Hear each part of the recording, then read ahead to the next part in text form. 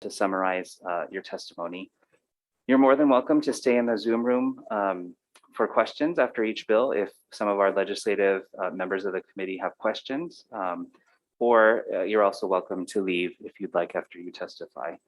The chat feature can only be used to communicate with our tech person. So just an FYI that it's not a general chat as you sometimes see in other Zoom meetings. And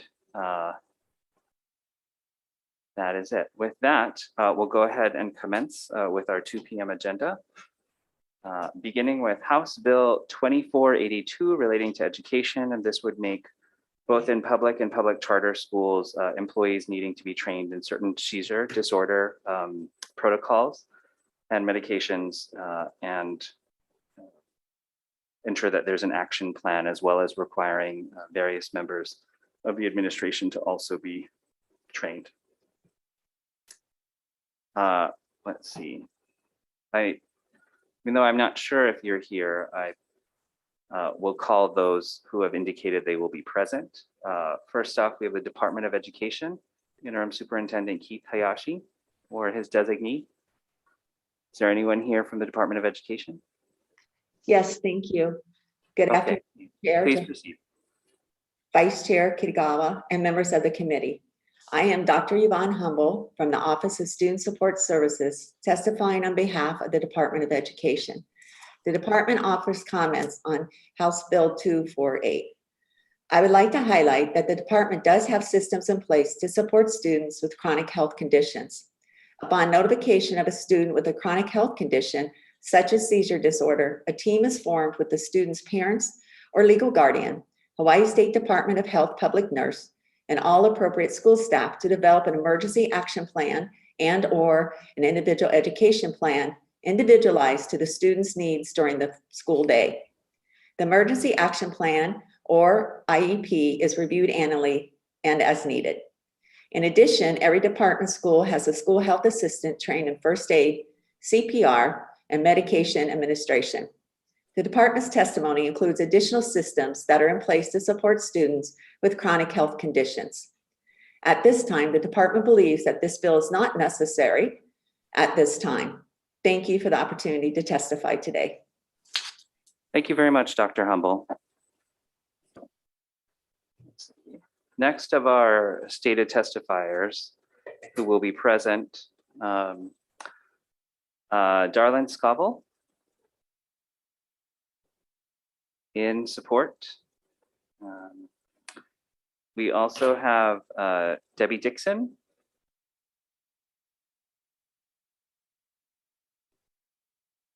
And/or Akela Orozco Thomas.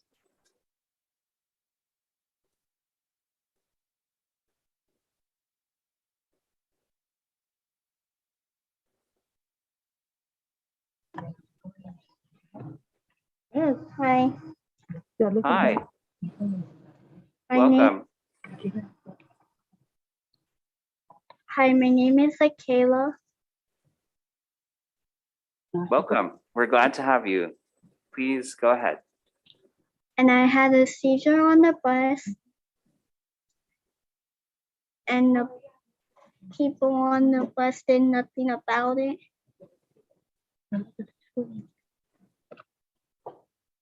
Oh, this. Go ahead.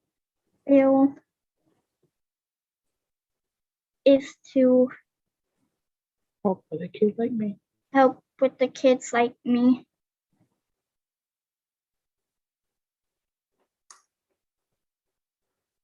Awesome. You're doing great, Akela. Did you want to say anything else, or is that No, okay? Great job. Thank you for being here today.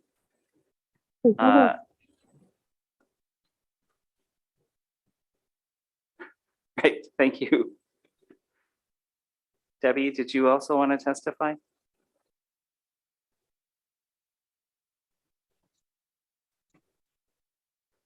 Hi, I'm Akela's grandma. My name is Debbie. And excuse me. Kayla was on the school bus coming home from school. She had a seizure on the bus. Prior to the seizure on the bus, she was at school and she told them that she was feeling dizzy. They sent her to the health room, which of course nobody was there. They sent her back to the classroom, put her on the bus. Now there's 2 people on this bus. Nobody on this bus notified me that she was having a seizure. Now here's what I want you to do. I want you to look at you and I want you to think about your kid.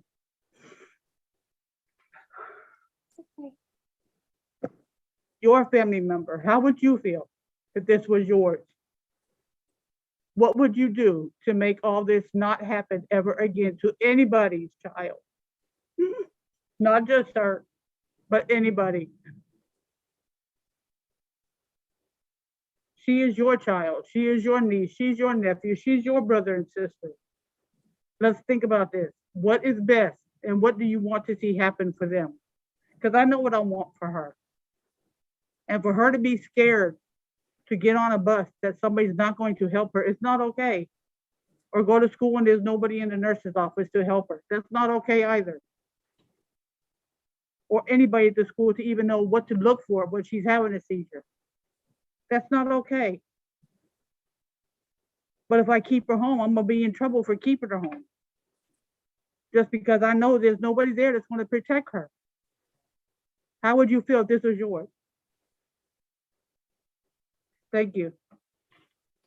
Thank you very much, Ms. Dixon. Members, please note that we also have numerous testimonies offered in support and providing comments on this measure from individuals and agencies who have indicated their position, but that they will not be here to testify in today's Zoom virtually.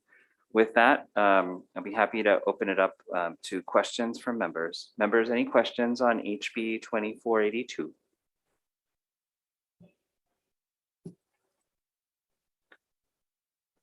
Let me double check virtually here.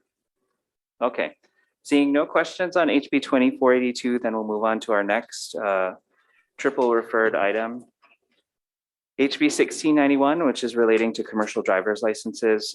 This would change the statutory requirement and lower the age from 19 to 18 to possess a CDL.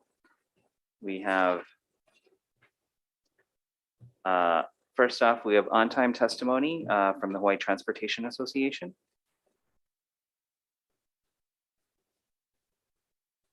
Hi, Garrett. If you can unmute yourself, Garrett.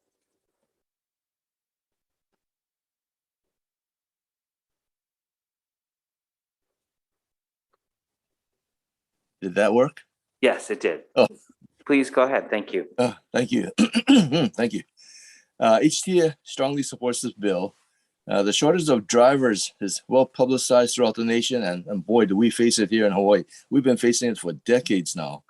Our driver population is aging. We'd like to get the opportunity to interest younger people in the industry, and being able to start this process at 18 rather than wait till 21 would allow more people to at least consider driving as a profession when they're looking at a career path. Now, safety is a foremost consideration, of course. This chapter that we're amending was put together in 2007. Ourselves and the Motor Vehicle Safety Office, we collaborated on this, and I'm not aware of any problems resulting from this. And now the Federal Motor Carrier Safety Administration has implemented a new, well, will be next Monday, implementing this new entry-level driver training program. Now, the program establishes minimum theory and hands-on curriculum. This is the first time that there's anything that's uniform as this established. And those, all trainers have to follow this curriculum. Trainers are key, so key that there's a new program for them to register. They have to register with the Federal Motor Carrier Safety Administration to be trainers. And they have to, of course, follow all the curricula, and they're monitored. Their progress is monitored. So I really like this new programs that have come up. Really feel comfortable with what's happening on the safety side. Now, again, those trainers, they're the only ones who are permitted to train the CDL candidates, and allow them to be processed by the county DMVs. So all the other safety measures that we promulgated back in 2007 are still there. Like there's no hazmat transportation, no transportation of students. You have to have a clean record 2 years prior to even being part of this whole process, which kind of means that, hey, if you didn't get your type 3 until age 18, you can't even be part of this process until you're age 20. And you have to have had a clean record, of course, in those 2 years. And finally, the section 2 of this bill, we asked for an amendment, but you can disregard it because don't need one. Thank you. Okay, thank you, Gareth. Next off, we have offering late testimony, Director Jade Butai from the State Department of Transportation. Good afternoon, Chair Johansson, Vice Chair Kitagawa, and members of the Consumer Protection and Hi, Director. Committee. I'm Jade Butai for DOT, and I apologize for our late testimony. We stand on our submitted written testimony in support. We feel the change will address the shortage of CDL drivers in Hawaii and believes the necessary safeguards are in place to ensure the safety of everyone. Thank you. Thank you, Director. That concludes our testifiers who indicated that they'd be present today. Please also note, members, that there is testimony in support also proffered by an organization on this. With that, members, any questions on HB 1691?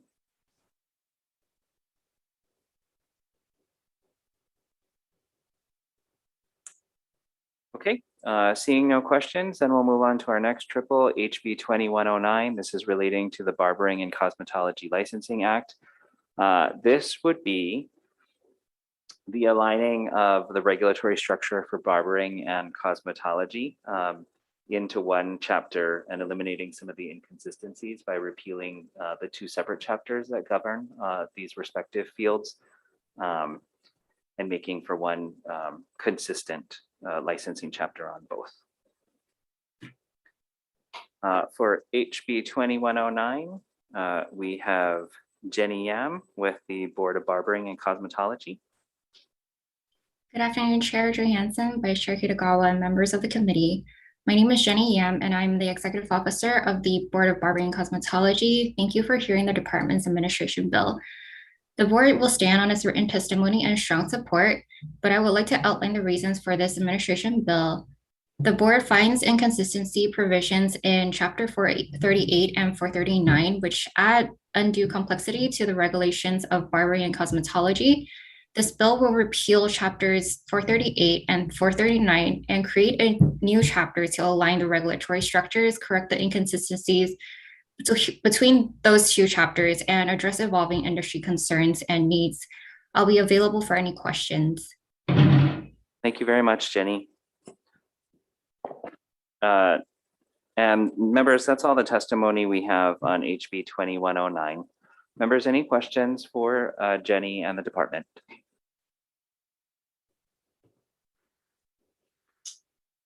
Okay, seeing no questions on HB 2109, we'll move on to our next agenda item, HB 2176. This is relating to the State Taxation Board Review.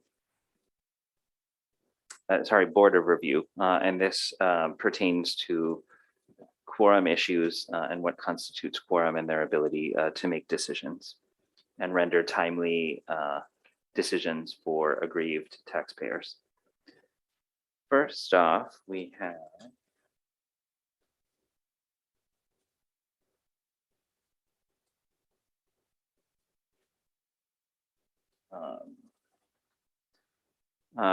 the Department of Taxation, Director Choi.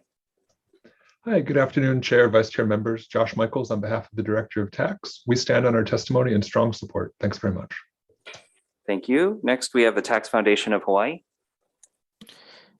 Hello, Chair, members. Tom Yamachika from Tax Foundation of Hawaii. We've submitted written comments and are available for questions. Thank you. Let's see. Members, please note that's the extent of the testimony proffered on this administration measure. With that, I'll open it up to questions. Members, any questions on HB 2176?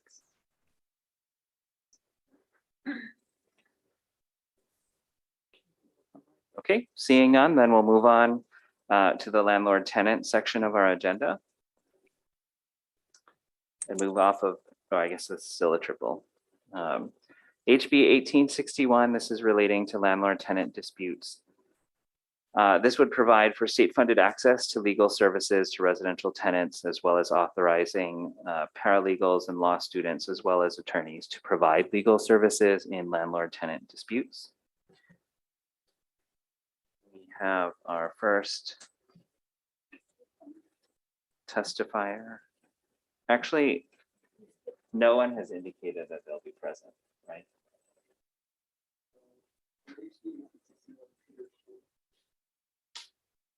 It's 1863. Yeah, okay. On HB 1863, I'm sorry, members, we don't have anyone here to testify virtually in our meeting. However, please note that there are comments proffered by the Department of Budget and Finance, the Judiciary. Oh, okay. And is he with?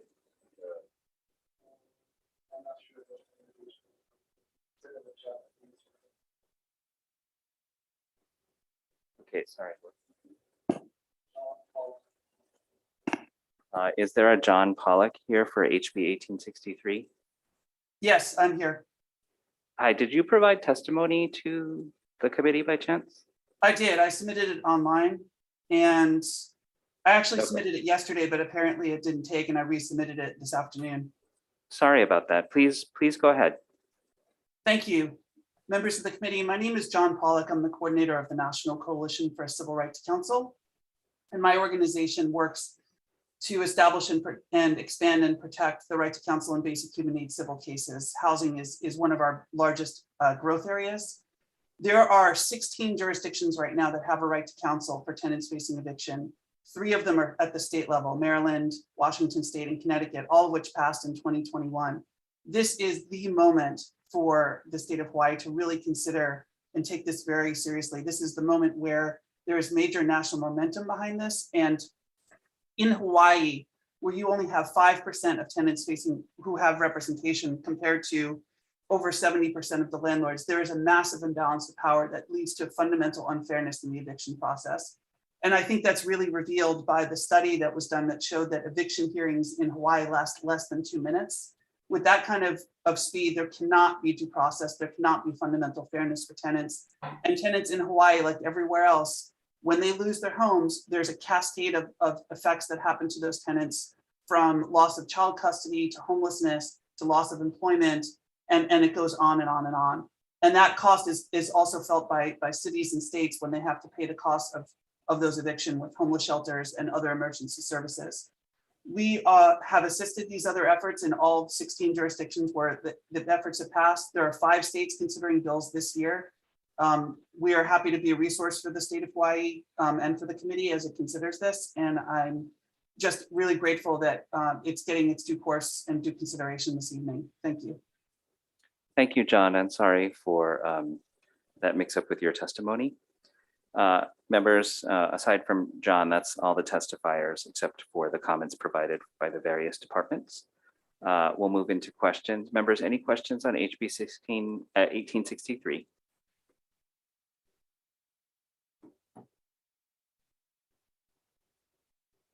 Okay, if not, I just have a quick one for John, just so that I make sure, John, that we call you. Have you also submitted testimony for, or John, are you there?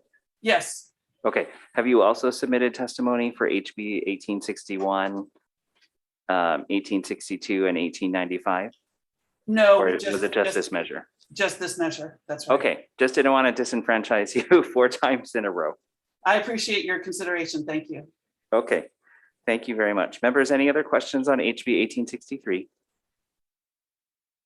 Okay, seeing no questions, then we'll move on to our next agenda item, HB 1861, and this is relating to the landlord-tenant code.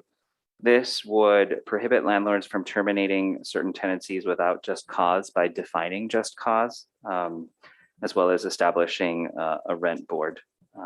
and effectively establishing some kind of rent control system. First off, on HB 1861, we have Peter Davis with the Hawaii Association of Realtors. Yes, good afternoon. Hi, Peter. Welcome. Thank you. Basically, my written testimony is on file with you. I want to make some additional comments about this bill and why we think it is a bad idea. Basically, this bill brings forward to the table the subject of rent control. And we think that this is a very bad idea and a wrong direction to go in. But we are lucky in that we don't have to guess what the effect of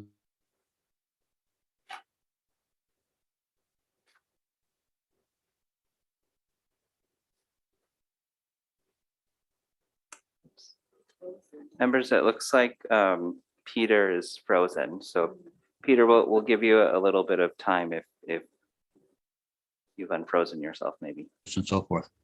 We learned There four we go. things. Now you're back. Peter, you were frozen for a while. Oh, really? Okay. Yeah. So if you want to mention some of the points you might have thought you mentioned, that'd be helpful to the committee. Yeah, basically, we are opposed to this bill. We think that rent control, which this has included in it in any form, is a bad idea and will limit the amount of available rental housing, which is the wrong direction to go in. We have the benefit of seeing what other jurisdictions have done over the years who put rent control in effect and what impact it has had upon those jurisdictions. The four things we've learned from looking elsewhere as to what is going to happen, and we are almost certain it will, is new rental housing is going to dry up. No one's going to keep building in the face of rent control. That's what's happened in all the other jurisdictions. I was personally a developer of apartments during that time, years gone by. I stopped. I switched to condos because there were no buyers for apartments. No one wanted to become a landlord in a rent-controlled environment. Second thing we learned was that single-family existing rental inventory went down because people wanted to get out of the business and they sold the houses, and those houses, when sold, went to owner occupants. So there was a reduction in single-family house rentals being available. The third thing we are almost certain will come to pass if rent control is imposed in any form in Hawaii is that there are going to be a number of properties that are going to go into fallen maintenance. Neighborhoods will suffer because the landlords are not putting the money into keeping their buildings in tip-top shape. And the final thing we've learned from looking at other jurisdictions is once you go down the path of rent control, you don't go back. I suffered losing two close friends recently in San Francisco, both of whom were renters. One had lived in her apartment for 42 years. The other lived in his for 38 years.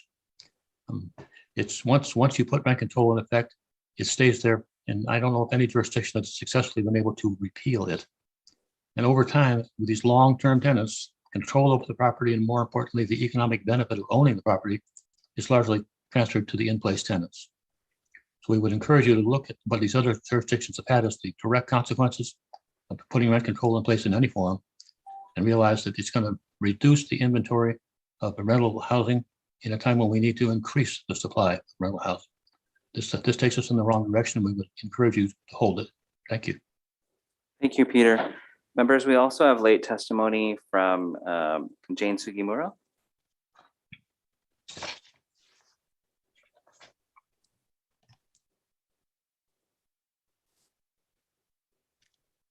Good afternoon, Chair Johansson, and members of the committee. Aaron, I can't seem to start the video. That's okay. You can go ahead, Jane. We can hear you just fine. Okay. You have my written testimony. I've been licensed to practice law in the state of Hawaii since 1978. And since then, a good part of my practice has been representing commercial landlord and property management firms that serve residential landlords. Since March 2020, I have been a member of the State District Court Civil Working Group of judges, attorneys, and mediation centers tasked with addressing issues facing district courts relating to and arising from eviction of tenants from residential properties during the pandemic. This is a bad bill, and if passed, may lead to many property owners selling their rental properties and stop being landlords, echoing the testimony of the realtors who just preceded me.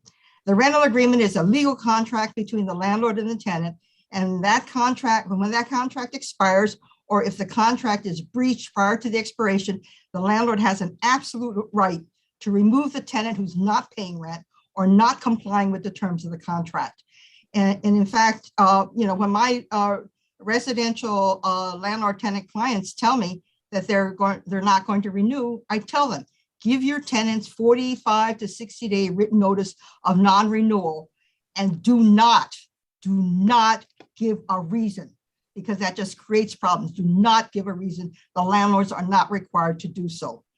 The rental property is private property subject to a rental agreement between the landlord and the tenant, and the state of Hawaii is not a party to that agreement and should not be imposing unilateral conditions on the landlord as to if and when the contract can be terminated, and conditioning that right to terminate with giving the tenant free rent or other concession when the tenant has not been given any consideration to the landlord for some such benefits. And this bill may be unconstitutional as a taking of the landlord's property and an impairment of contract. So, there are constitutional problems with this bill. The provision of the landlord-tenant code where these proposed amendments are being inserted in the section is in a section that allows a residential landlord to terminate a month-to-month tenancy. A month-to-month tenancy is created when the tenant is allowed to remain in premises for 60 days after the lease expires. And, for a lot of the residential properties in this town, the landlords do their own agreements. And so when the agreement expires, they don't renew it. I mean, they don't do a formal letter or a formal agreement to extend it. So you have a lot of these agreements that are month to month. And under the current statute, they can be terminated with a 45-day written notice. And in that 45 written notice, you don't have to give an agreement as to why you're terminating it. And what I foresee if this bill passes is you're going to have landlords either selling their property like the realtor said, or doing 6-month leases and being diligent about when the leases expire, terminating it, because when the lease expires, you don't have to give a reason.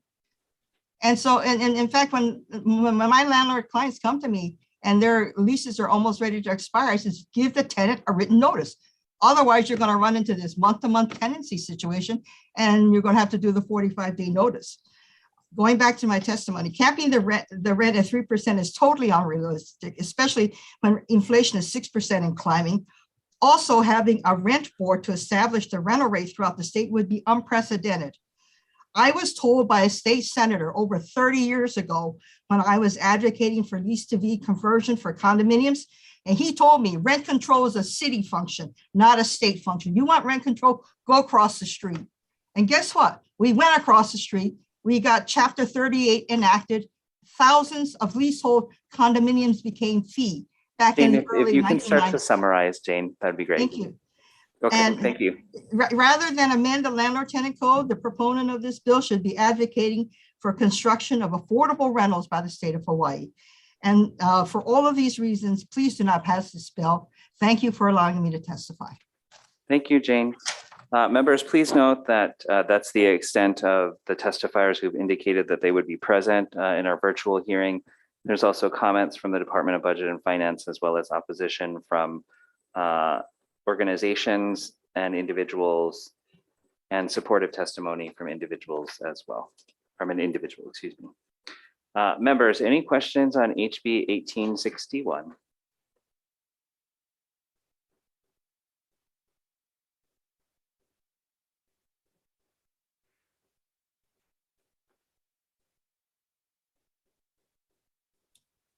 Chair, if I may.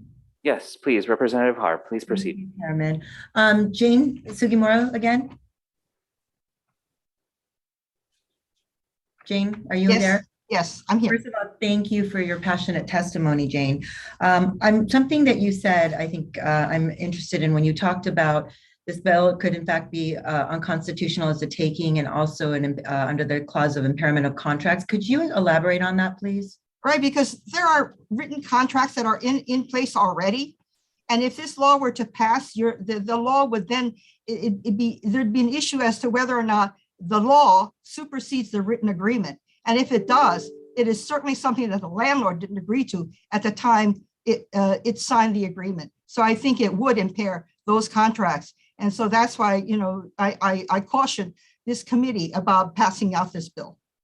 Okay, and then now what if it was to be made prospective though? So it didn't impair those contracts, retroactively? Then I it think would, you would still have a problem. Like I said, and you heard the realtors testify, landlords, when I talked to my colleagues, they said their landlords clients are not going to be landlords. They're going to give up their property. They're not going to live with this law. okay, thank you so much, Jane. Chairman, may I have one more question, please? Please, go ahead, Representative Hart. Peter Davis, are you still there? Realtors? Yes, I'm still here. Okay, thank you so much for being here and for testifying in opposition to this measure. I think that one of the things that I found that moved me in your testimony was about this, how essentially the rent stabilization does nothing to increase the supply of rental housing. And so I just guess from the realtor's point of view, what are you guys seeing in the pandemic? I mean, I think, it's hard because we see both sides of the story, right? We hear from tenants who, may be facing eviction but they lost their jobs. So from the landlord's point of view, what can you explain kind of what's happening from the realtor's point of view, what you folks are seeing? Yeah, we've been very pleased, actually. Legislation last year required and mandated that evictions or unpaid rent situations be taken to mediation before anyone could proceed all the way. And the success rate of those mediations has been astounding. We were very, very pleased with that result. Well, that's good to know. Okay, so you do think that the mediation system is working? Very successfully. Okay, good to know. Okay, so at this point, though, in terms of from the realtor's point of view, though, I'm still just trying to understand when you guys talk about, you talk about requires a landlord to provide relocation assistance and it restricts the rent, it has the rent stabilization. But you kind of get into, your written testimony gets into affordable housing not having enough.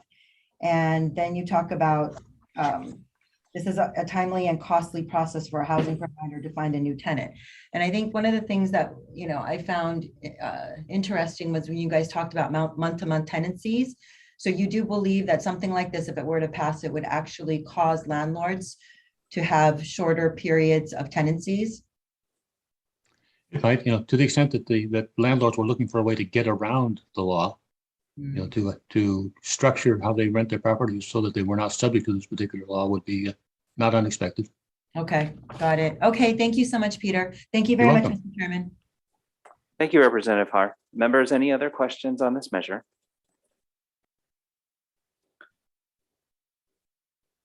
Okay, seeing no further questions on HB 1861, we'll move on to our next agenda item, HB 1862. This is relating to eviction records. This would require the sealing of eviction records as it pertains to searching out new rental agreements as a tenant. We have our first testifier. Welcome back. Peter Davis with the Hawaii Association of Realtors.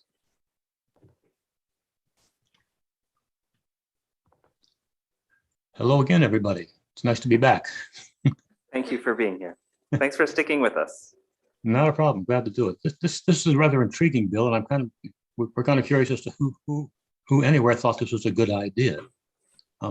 Basically, if this was to pass, it would empower tenants and applicants for rental housing to basically lie and fail to disclose that they had in fact been evicted and reasons for it. Now, there are so many reasons why it's a good idea for a potential landlord to know about the history of a tenant and what, if they've been evicted, why they were evicted.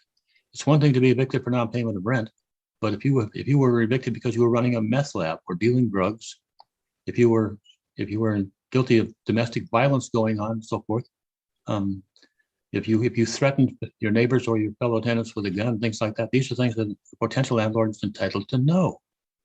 And it's particularly egregious if you pass this bill and the landlord is in a situation where they live in the property. If they occupy one of the units themselves, to deny them the knowledge of who they're going to let move in next door to them it's unconscionable. We can find no good reason for anyone to support this bill. We would ask you to hold it. Thank you. Thank you for your testimony in opposition. Members, please note that's the extent of our testifiers who've indicated that they would be present virtually to testify. We also have individual testimony in opposition on HB 1862. With that, we'll move to questions. Members, any questions on HB 1862?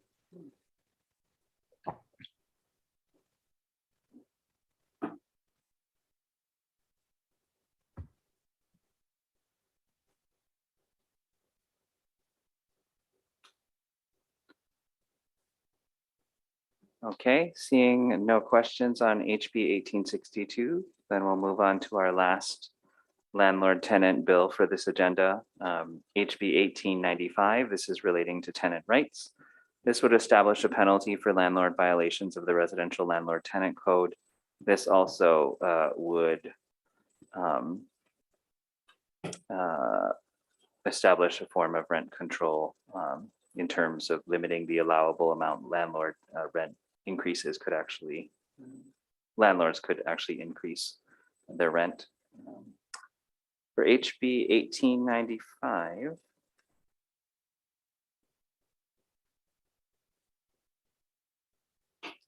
we have Peter Davis again.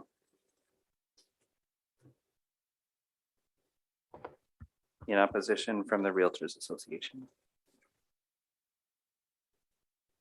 Thank you, Chairman Johansson. So this is once again a rent control bill, and we oppose it because we think, as I testified earlier, anytime you do anything that discourages people from developing new rental housing, you're doing a disservice to the state of Hawaii. Our problem in terms of housing costs for people are lack of supply, big demand, small supply. And we've all been reading in the papers about the people who are the young people growing up here who can't afford an apartment. They're moving to the mainland. You know, we're losing overall population. The name of the game here is we have to increase the supply. And if you enact legislation that discourages the creation of supply, you're doing a bad thing overall for the state. Simple as that. Thank you, Peter. Members, we also have on-time and late testimony from organizations and individuals indicating opposition and some support. With that, we'll open it up to questions on HB 1895 from our members. Members, any questions on HB 1895?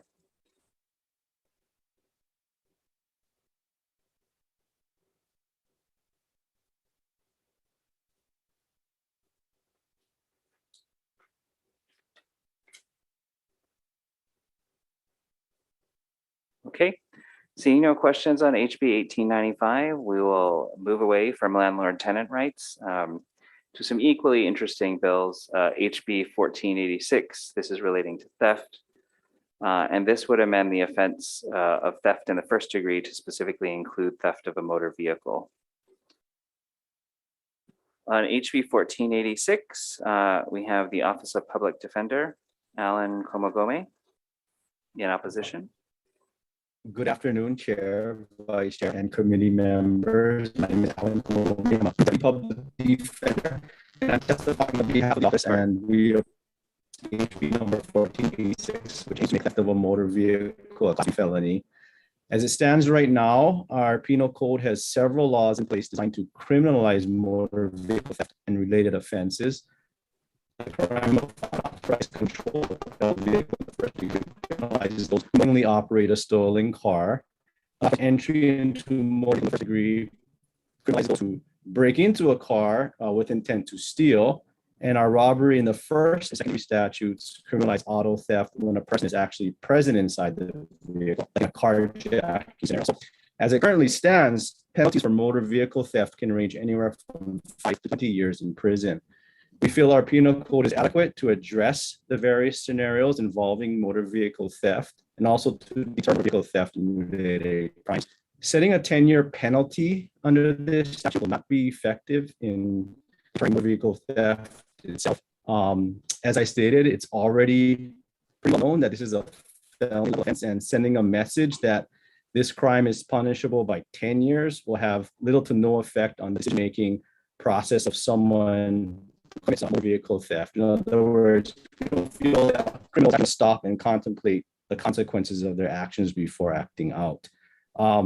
Finally, I want to add, I've been a public defender for close to 19 years, and I don't ever recall a case or ever hearing about a case where a person who actually stole the car was charged under theft statutes.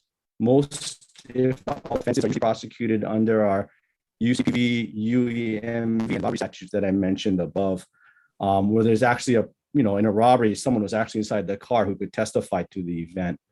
And I think this is what our legislature is contemplating in UEMV and robbery statutes. Unfortunately, auto thieves are never or rarely in cases where they are. It's recognized that it's a very difficult case to prove that being theft. So I don't think adding motor vehicle theft in the first degree statute will be effective in accomplishing its goal. Thank you. Thank you very much, Alan. Members, we also have testimony from the Honolulu Police Department. Captain Hiramoto, in support. Good afternoon, Chair Lin Johansson, Vice Chair Kitagawa, and members of the committee. I'm Captain Jared Hiramoto of the Honolulu Police Department. The HPD is in support of House Bill 1486, and we stand by our written testimony. Thank you for this opportunity, and we will be standing by for any questions. Thank you very much, Captain. Members, that's the extent of our on-time and late testimony, indicating that they would be present to testify virtually. Please note, members, in your testimony packet, there's also a number of testimonies, both from organizations as well as individuals in support of HB 1486. Members, any questions on HB 1486?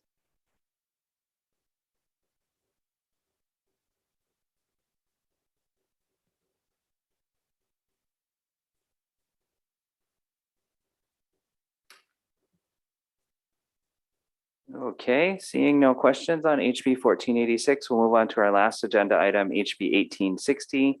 This is relating to catalytic converters. This bill would establish penalties for the theft of a catalytic converter, as well as various requirements for those selling any of the parts related to a catalytic converter, as well as harmonizing scrap dealers' regulations that include some of the respective parts of catalytic converters. First off, we have the Department of the Attorney General, Amy Murakami, in support.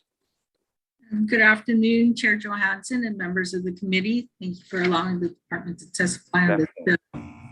The department supports this bill with a minor amendment, and that would be to the two definitions of catalytic converters, which are on page 7 of the bill. We are asking for an amendment to include at the end of the definition the phrase, regardless of whether the device has been removed from a motor vehicle's exhaust system. This amendment will help to address a concern that a device that has been removed from the motor vehicle's exhaust system is no longer incorporated in the exhaust system. So we would ask that that minor amendment be made. We support this bill because it addresses the ongoing problem of thefts of catalytic converters from motor vehicles, and we would respectfully ask for the passage of this bill with the proposed amendment. Thank you. Thank you, Amy. Next, we have Director Butai with the Department of Transportation and Support. Aloha again, Chair. We stand on our submitted written testimony in support. We've been impacted by this growing problem of catalytic converter theft, and will benefit from the proposed measure. Thank you. Thank you. Do we have the Honolulu Police Department, Roland Turner from District 5? Yes, hello. Okay, hi. Hi, sir. Thank you for Good being afternoon, here. Chair, members. Thank you for having me. I am Major Roland Turner with the Honolulu Police Department. I'm here representing HPD, who is in support of House Bill 1860 related to catalytic converters. I know you're aware of the sort of the breadth of the problem with catalytic converter theft. It's all across the mainland, and it's certainly here in Hawaii. On Oahu, last year alone, we saw 2,274 catalytic converters stolen, another 166 attempted thefts. And so far this year, we've counted just in the first month, 168 were stolen and another 12 attempted. So the reason why catalytic converter theft is so popular comes down to, number one, there's a huge ready supply of vehicles. They steal them right off the street. in private parking lots, in public parking lots, the ease and the speed of the theft. So a relatively unskilled thief with fairly simple tools can take one in a matter of minutes, and someone who knows what they're doing can handle that in under 60 seconds. Third would be the ease of selling them. And lastly, I would say would be the penalty. The problem with catalytic converter theft on the penalty side is once you remove it from that vehicle, it is simply regarded as a piece of scrap metal from a car.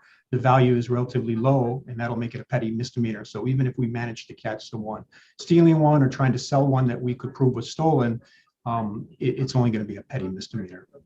And I'd like to highlight that that low value is really almost untethered from the value to the victim of that offense. So if your catalytic converter is stolen, it's going to cost you perhaps thousands of dollars to get that apart and everything repaired. There's often other damage to the vehicle. Of course, there's the time and the trouble and the kids that you couldn't get to school or the job you couldn't get to. So it really is a lot for the victim, and with very little penalty for the thief.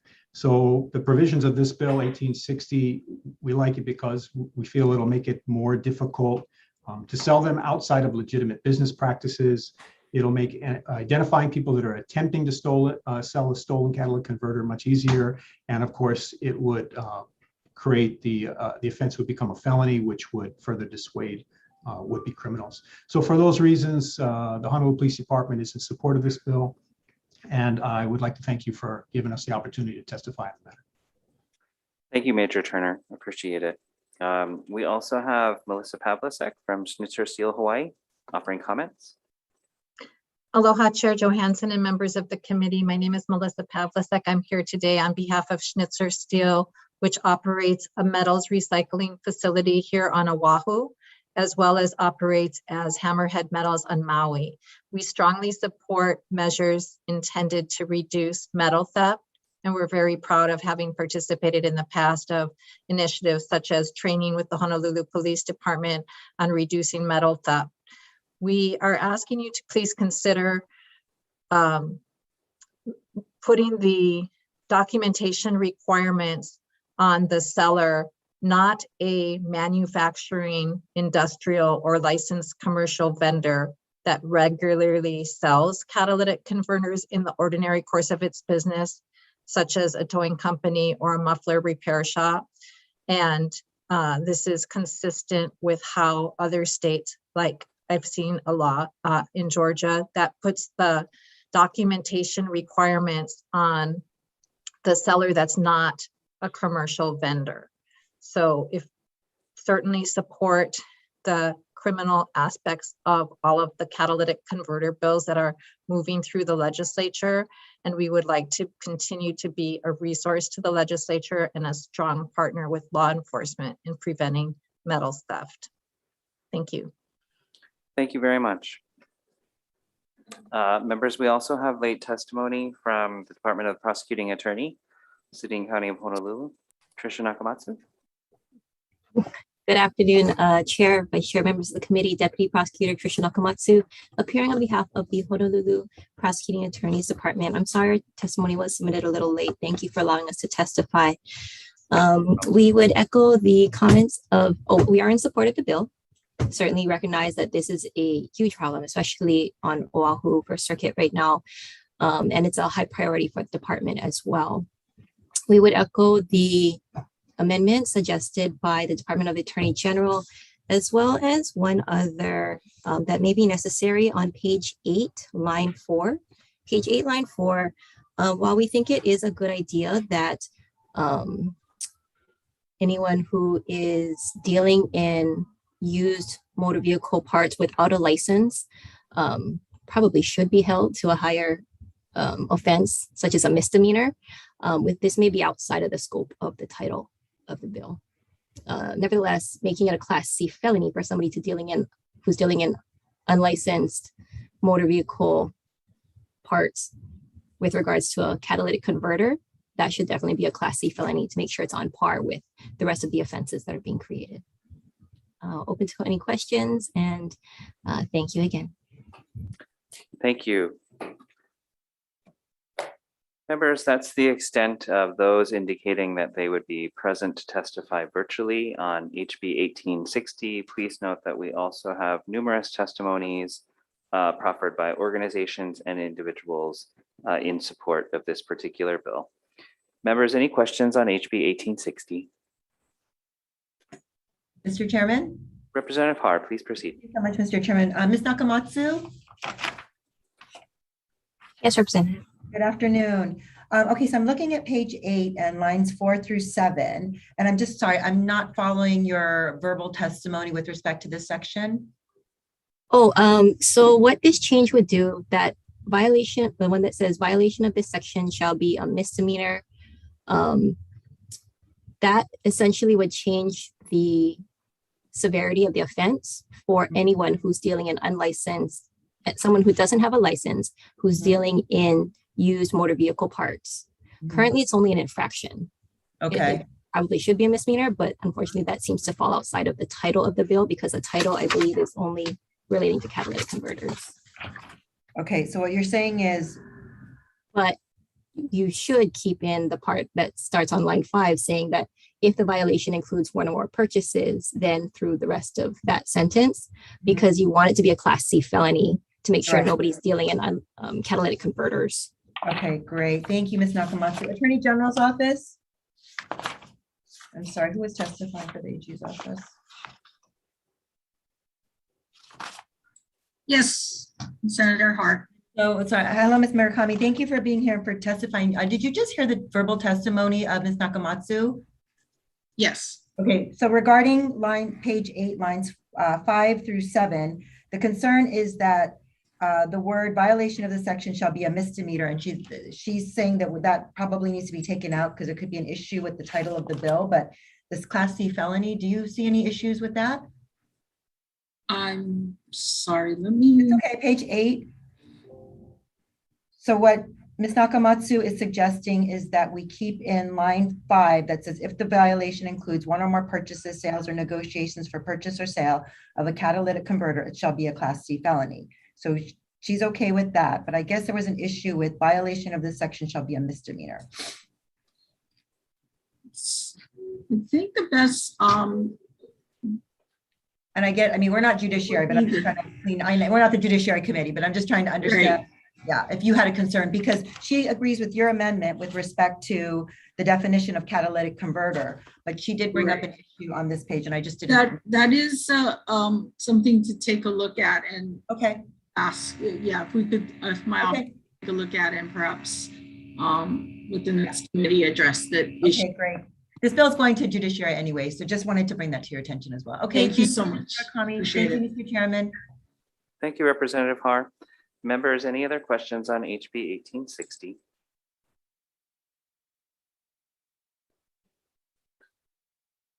Okay, seeing no further questions then, yes, seeing no further questions, we will recess for decision making. Recess.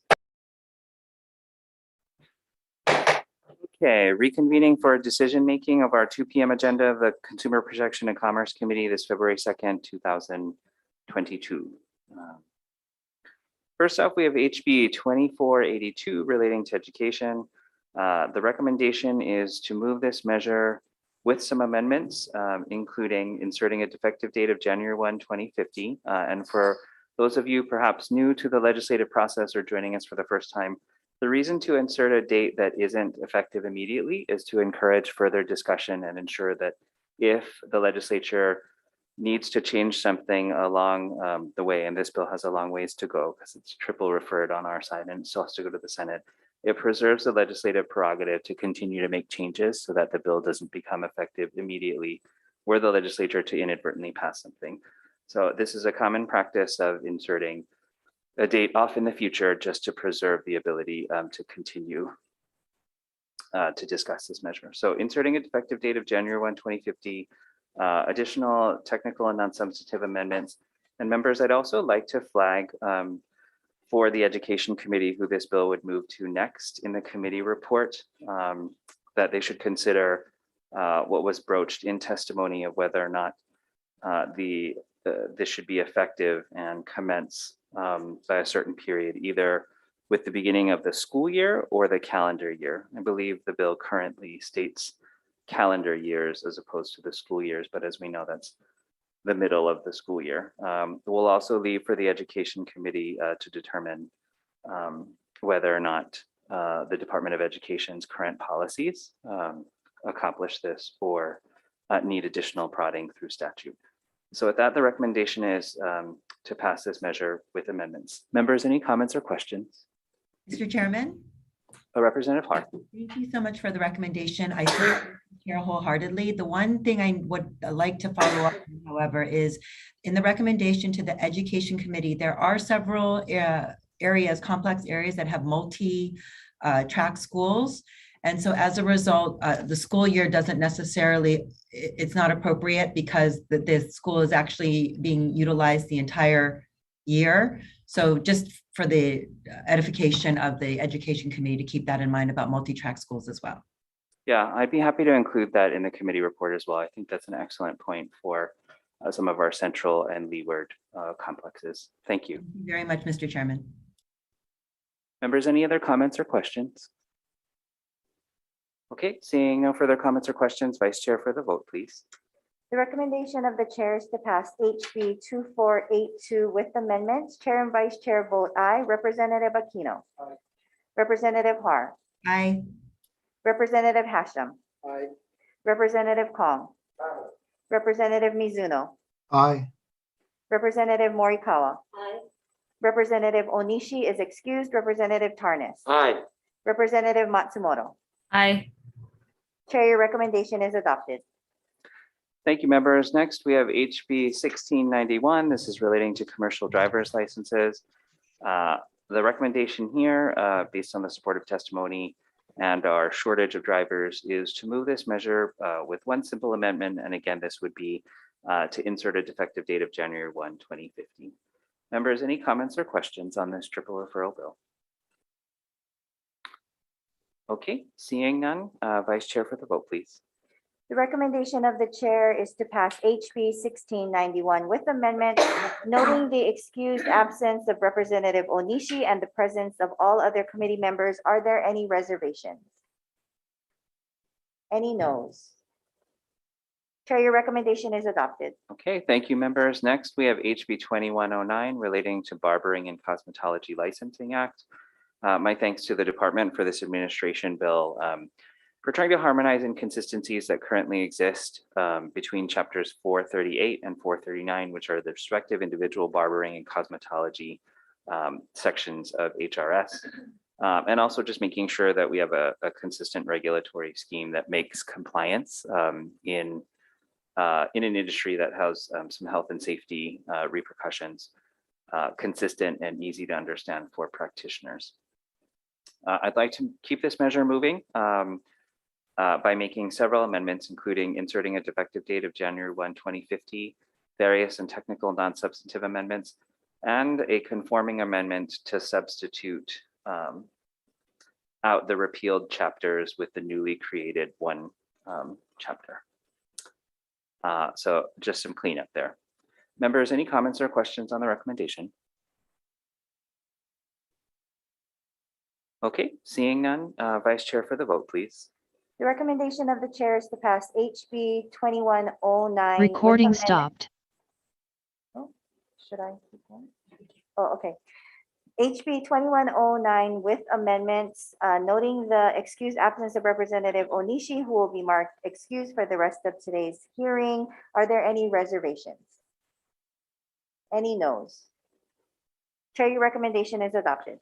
Thank you, Vice Chair. Next, we have HB 2176 relating to the State Taxation Board of Review, also an administration bill. And for this, I would like to also continue to keep the measure moving by inserting a defective date of January 1, Recording in progress. just to ensure that we continue to have the ability to review this bill. Members, any comments or questions on the recommendation? Okay, seeing none, Vice Chair for the vote, please. The recommendation of the chair is to pass HB 2176 with amendments. Are there any reservations? Are there any noes? Chair, your recommendation is adopted. Okay, next we have, moving on to the landlord tenant section of our agenda, we have HB 1863 relating to landlord tenant disputes. And this would again provide a means to a state-funded access to legal services for tenants, as well as enable paralegals and law students and attorneys to provide such services. On this, members, I think it's an interesting concept. It's certainly one that the Supreme Court is currently exploring, as they've noted in their testimony. I would like to keep this measure moving to continue the discussion, even though the Supreme Court, 2 pilots have not yet terminated, just because I think it continues to warrant further discussion. I would, however, like to note in the committee report that the Supreme Court has 2 current pilots along these lines, and that both of them are still ongoing and have not terminated. And we'll make that note for judiciary. I'd also like to insert a defective date of January 1, 2050 to encourage further discussion. But this seems like, in concept, a very good way to try to ensure some help for our tenants. Members, any comments or questions on the recommendation?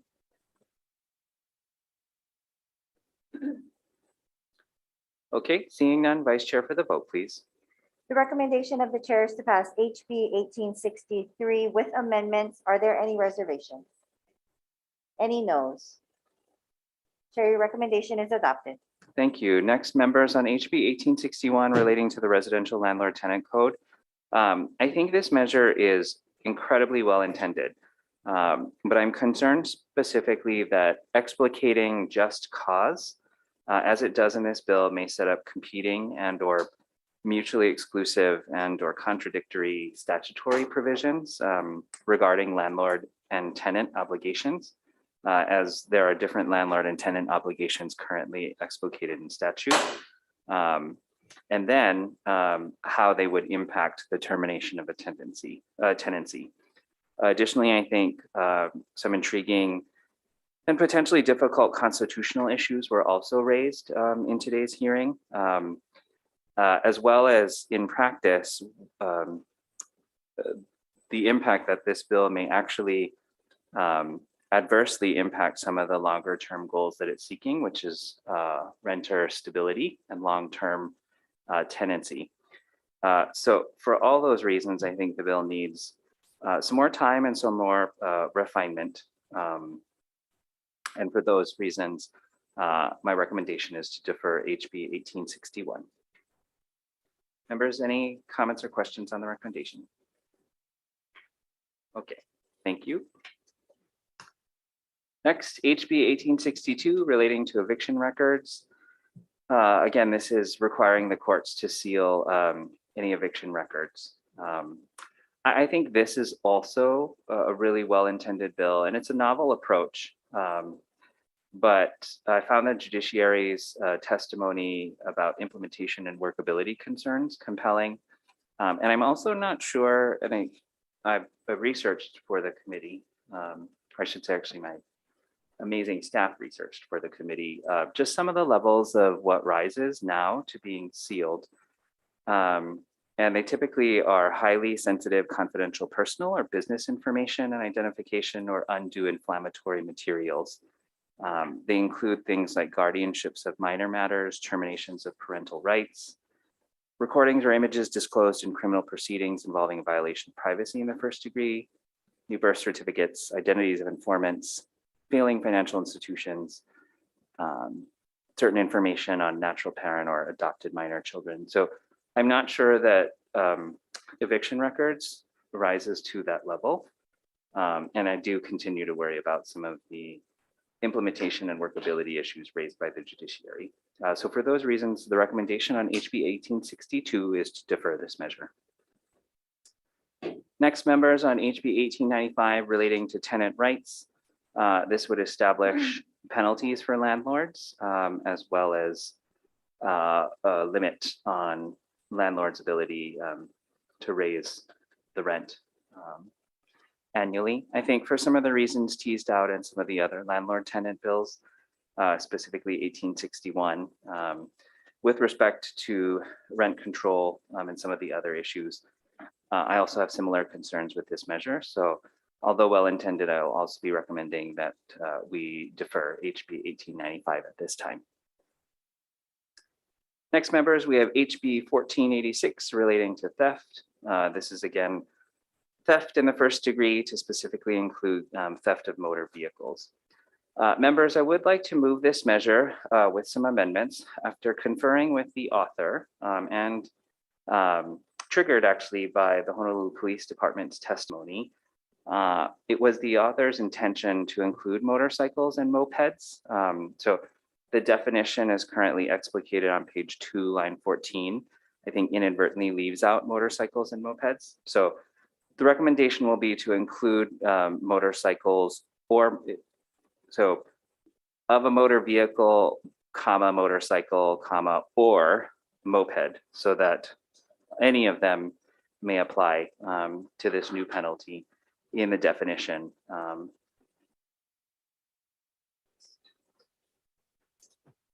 Check something real quick. This is line 14, subpoint E on page 2, defined in section 291C-1, which I think better comports with the author's intent. Various technical and non-substantive amendments, as well as the insertion of the defective date of January 1, 2050. Members, any questions or comments on the recommendation? Okay, seeing none, Vice Chair for the vote, please. The recommendation of the chair is to pass HB 1486 with amendments. Are there any reservations? Are there any noes? Chair, your recommendation is adopted. Okay, thank you. And lastly, members, we have HB 1860 relating to catalytic converters. Although we moved a measure out last year, I believe it stalled in the Senate. So this is the author's second try, who has done a lot of work on this issue. The recommendation on HB 1860 is to continue moving this bill with amendments that include the following. I'd like to take the Attorney General's amendment and suggestion for the catalytic converter definition. I would also, for the purposes of discussion, like to take the licensed scrap dealers exemption on identification requirements, just to tease out some of the implementation issues inherent in this bill. I think if you're legitimately taking some of these catalytic converters through legitimate commercial means, it does beg the question of whether or not you need to rely on the same kind of documentation that might be happening on an individual person-to-person or potential thief to buyer level. So for discussion purposes, would like to include that in so that that's part of a full and robust discussion on catalytic converters and penalties. I'd also like to include the inserted effective date of January 1, 2050.